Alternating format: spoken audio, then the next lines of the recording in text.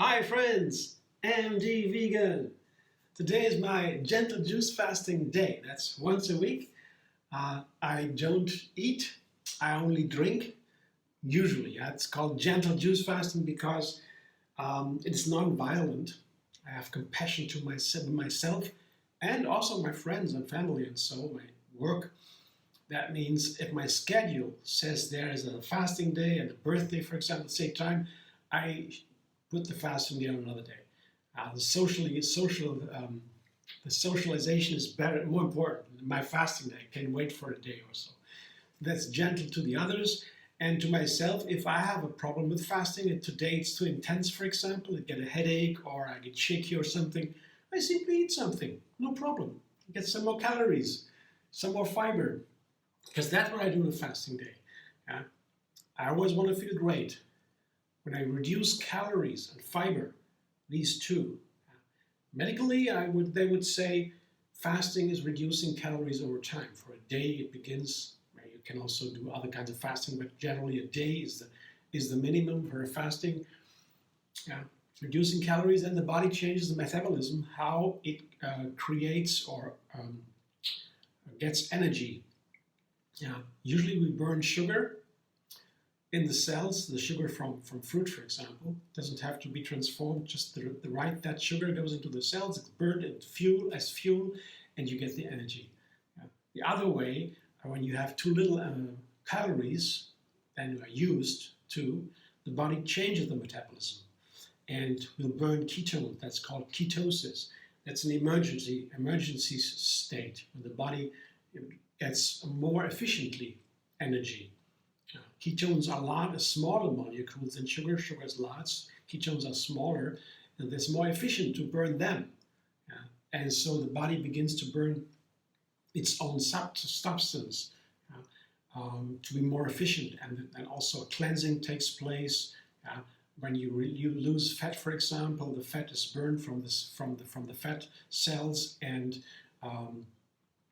then there's also toxins are stored in this fat, and the toxins are released in the blood, and then you have a cleansing. It has to be washed out of the body. You have to drink a lot of water. When you don't do that, then it can stress the system. When the toxins are in the blood, then can be stress. The body can be harmed. So fasting is a thing that we are used to do over thousands of years, because we didn't have enough food all the time. In the time of industrialization, we begin to have food every day in abundance in the Western industrialized countries. So there is no food shortage anymore. So fasting doesn't happen naturally anymore. But everywhere of the planet, in so many cultures, fasting is part of the culture. For rituals, for religious, for so many things.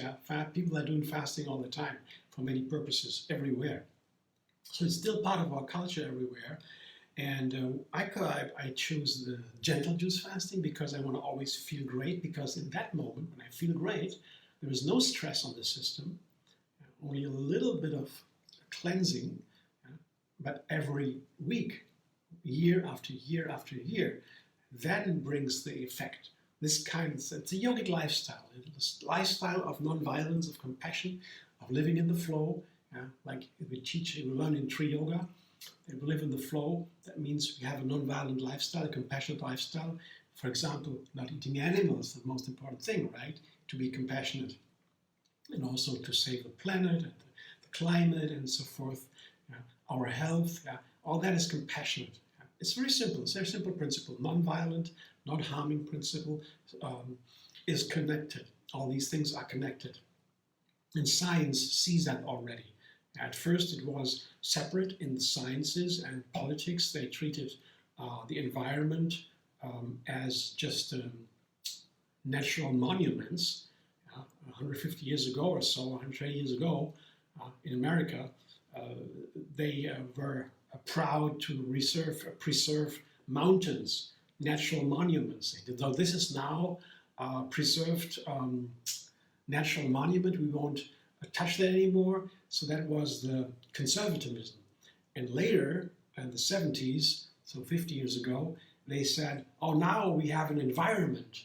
the ecology, everything is together, the water, the air, all living beings. That was the next step, yeah, everything is connected. And now, they say climate change, 2015 or 13, the Paris Accord, 150, 195 countries or so said, okay, we signed the treaties, we want to save the planet. We want to reduce carbon dioxide on the atmosphere because the planet is warming, so we have to do something against it, otherwise life will be hard. And now, a couple of years later again, the latest, they understand, wow, we cannot just reduce the carbon from the air, we also have to protect the biodiversity, how many animals live, different species and plants, the water and the air. All this is now accepted commonly, and the whole of it. Yeah. So all these things are now officially recognized as connected, what we earlier did not do. Only some activists, politicians, did not want to accept that because there was a business interest and some other things. Yeah? Science was skeptical about it. Now we have all these proofs together and we have made a big step. And we recognize this globally as a human community over the globe, all the countries, most of them say, yes, it's all connected, we have to do something and we have to do it now. And in the same way, everything is, I see that everything is connected in my life, yeah? And all the being compassion to animals, with myself and my friends and nature, all that. And on the fasting day, I also want to feel great, feel not pushing it too hard, and just reducing some calories and fiber. But if I feel not great, I slow a little bit down and eat something. That's the idea. So when I do that on a fasting day, like today, it's usually a great day. I have less work in the kitchen. Usually I work in the kitchen every day. I make a new recipe every day to inspire others also to be vegan, to have an easy diet for every day. That's what I do on my channel, MD Vegan. And making a recipe every day is quite some work. I have to be prepared. I have to be systematic. I have to plan. And on a fasting day, wow, there is so much less work. I don't need to eat. I just make a nice little juice, you know, and I drink a lot of water. I drink plant milks, teas, coffees, veggie broth, all kind of beverages. And when I drink enough, that is 4 liters in my personal case, others may have different numbers, but I know 5 liters, 4 liters, I feel great. Nothing happens, no headache, nothing. Yeah. I usually have when I have some issues, it's mostly headache, that a little bit headache begins, and then I know there's something wrong. Yeah. It's a stronger detox or so. And even after decades of doing it, there's still detox going on. It's always going on, it's continuous. Yeah. So I have to be always aware that I drink enough on this fasting day, the 4 liters, I have to do that, I count that, I make a plan. I always want to forget that, but I have to do it, I know that. So I do that, I drink enough, and then it's okay. And it feels great because when I have more time, yeah, it's also that I make these juices, I feel more directly the ingredients. Yeah? My senses are alert because all the energy is going into the taste buds. Yeah, usually the 10% of the energy of the food goes into digestion. A lot of energy is used for digestion. On the fasting day, when the fiber is reduced, yeah, the juicing means reducing the fiber of the pear and the rhubarb and the ginger. You just have the juice, and it's not digested, it goes directly to the bloodstream, the nutrients and the water. But not the fiber. The fiber is out. I will show you in a moment how to juice my rhubarb and the pear today. So when I have all the energy for myself to enjoy, for cleanse, and so then after some time, the senses get more alert and more sensitive to the flavors and the benefits of the fruit and the vegetables I eat. And the spices, and so I feel what they are doing.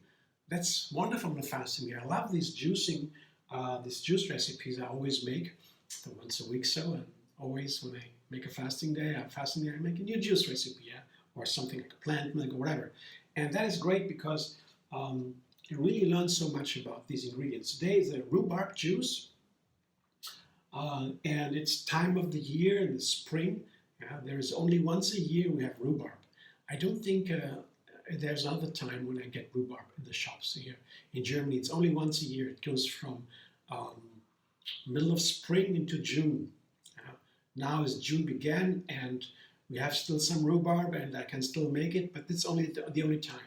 This is a one large stalk of rhubarb. I cut it into thin slices. I didn't peel it here. You see the peel is still on. You can see it here, the red peel still on. And I have to cut it into thin slices because the rhubarb has very strong fiber. Fiber is that what makes the plant stand up, gives the shape to the plant. And that is the most important, one of the healthiest part of the plant. Considering that most people eat too little fiber, only a third of what they should eat. For example, in the USA, there are studies. Most people eat far too little fiber, and that is a major health risk.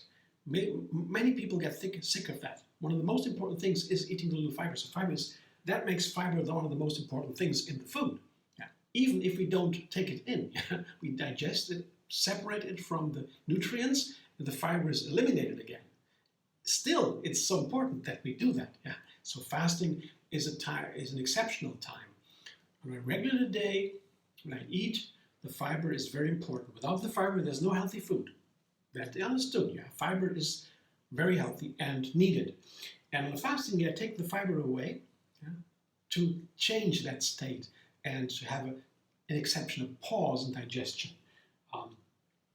So taking the fiber away, I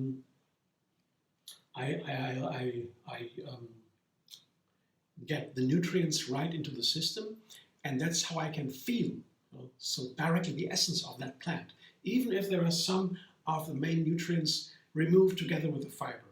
That is true. Science found that some polyphenols, certain kind of nutrients with flavors, colors, and so these are locked to the fiber. So we take the fiber away, these polyphenols also get taken away. So that is true that some say do not do the juice fasting because the juices don't give you the full amount of nutrients. So why would you do that? And I say, well, you have a point, but the nutrients are not the main point on a fasting day. What's important to me is reducing calories, right? Not the nutrients, correct, I agree, but I think we have an abundance of nutrients. On a fasting day, it's not about the nutrients mainly. Fasting day is about cleansing and rebooting the system, restoring the tissues of the body and of the mind, restoring memories too, and cleansing out things I don't need anymore, getting rid of thoughts, memories, fears that are hidden in my past, in my subconsciousness. This kind of tidying up, cleansing, rebooting the system, that's what matters to me. And I reduce the food. I could even eat nothing. I did that earlier. Many years ago, I did the 0-calorie fasting, only with water, or even more than that. You don't even drink. That can also be done. So all these things I don't do anymore. But you can. If you are really fit and healthy and have medical surveillance, you can do that. It's not so easy. It can also be harmful, but I wouldn't recommend that anymore. I would like things that are easy for everyone. And one day, a week, if you are healthy and not on medication, because that's another story again, you have to ask your doctor and so forth, because the medication can change the ratio, and then you get too much or too little of the thing you need every day for your medication, for your health issue. So that is another story. I don't talk about that. But other than that, if you are healthy and feel great, you can always fast a day.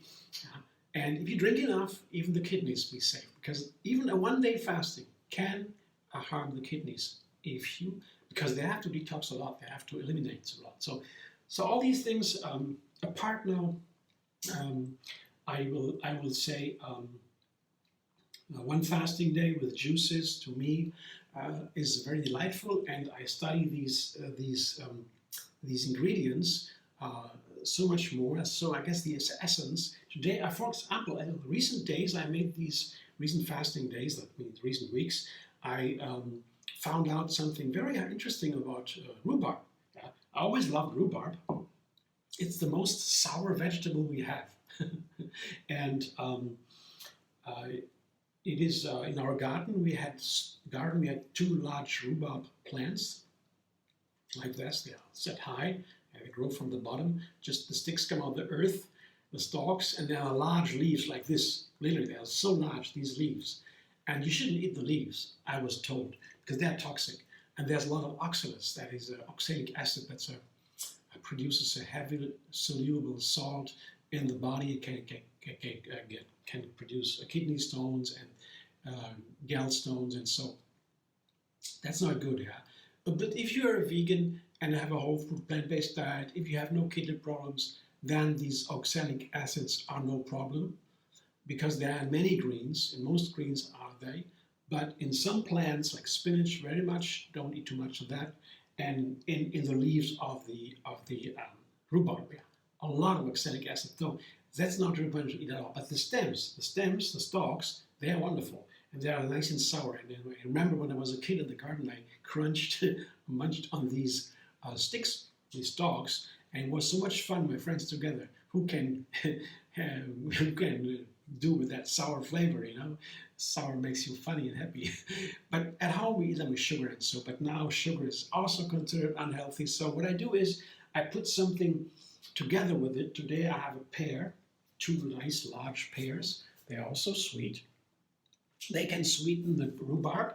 And I did that before. In the other recipe years ago, I tried it with lemon, but today I tried it with ginger. So just to find out a new combination, does it work with ginger? Ginger adds fire to the rhubarb. Let's see if it works. And the other thing I learned about rhubarb is it can highlight other flavors. So in the other recipe, the other week, I made rhubarb carrot juice. And then that's when I learned that the rhubarb really makes the carrot stand out. It was so fascinating. I didn't know that before, that rhubarb takes itself back. It's kind of a flat flavor, whatever that means to you. That's my feeling. It takes itself back. It's a flat, hard flavor. But what it does, it's like a canvas for the other flavors, for the carrot flavor, carrot in the other juice, the other day, the carrot rhubarb juice. And now I try the same thing with a pear and the ginger. Let's see what happens. I come back in a moment, I juice it now, and then I show you the juice. Let's see what happens.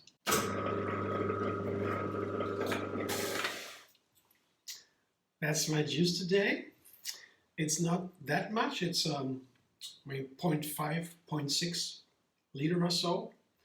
I usually have a liter or some more. Yeah, well, some less. It's always different. But I'm very happy about the pear juice with the rhubarb pear juice with the ginger. I never made that before. As I said, I tried the same juice without ginger, just with lemon, many years ago. And now what does it do with the ginger? That's, let's see how. I mean, the color is really beautiful. I like that color. Yeah, it's a light green, and pear, I can see the pear in that because it has a little bit of creaminess. It's a thick juice. It usually comes from the pear. The pear, you make a pear juice, it's usually a thick juice, creamy juice. The pear has to be a little bit ripe, because sometimes the pears take some time to ripen. They're very hard when you get them from the shop. Otherwise, when you get them ripe, you have to eat them right away. Otherwise, they are wasting immediately. Overnight, they can be totally wasted. Brown and soft and, yeah, gone. So the pears are hard for a long time, and then all of a sudden they get soft. And when they are soft, then you can juice them. Otherwise, they are not really sweet. Yeah? The sweetness comes when they are ripe and they're a little bit softer. My mom, though, she ate the pears always hard and said she loved the crunch. Well, she's an exception, I think, but most people like the pear soft. And when the pear is soft, you get the sweetness, and then you get the creaminess. And this is a little bit creamy, and it's nice, and I taste it now. Color is nice, and the texture is nice, but the flavor is most important, right? Let's see.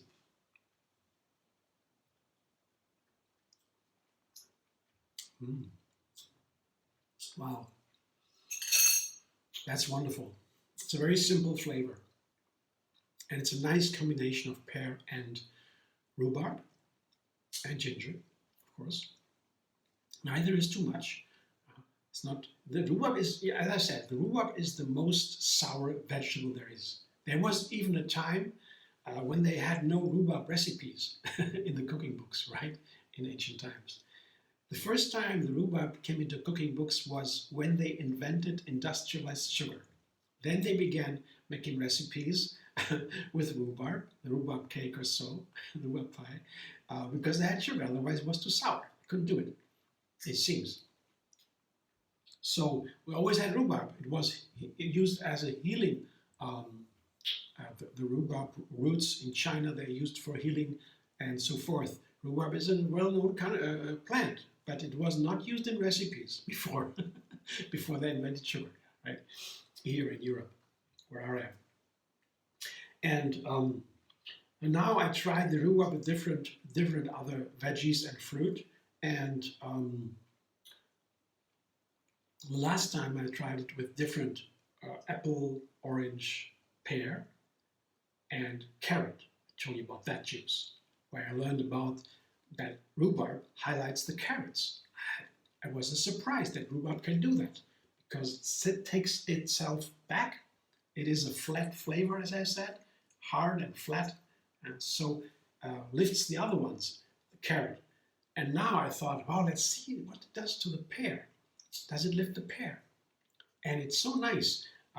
It's a little bit sour, the juice, but that's okay. It's not too sour. It's a little sour. Rhubarb is sour, but it's so gentle by the pear. It makes this pear flavor. It brings it so nice into the game, together with the ginger. Yeah? And I don't have too much ginger, because ginger, I was concerned about ginger at first in other juices with the rhubarb, because rhubarb ginger can also be hard. And you know, when you have the rhubarb as a hard flavor, as I would describe it in my little language here, hard and flat, I said, the hardness of the rhubarb flavor could collide with the hardness of the ginger. I had that somewhere. But when you have enough of the sweet, warm fruit, the pear, then the ginger works. In other recipes might not, because it's too hard. All these qualities describing the flavor, a little bit unfortunate, we have no language for that.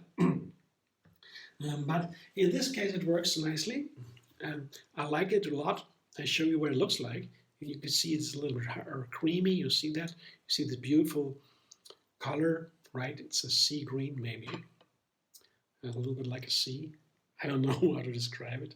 It's a broken green, a light green, beautiful.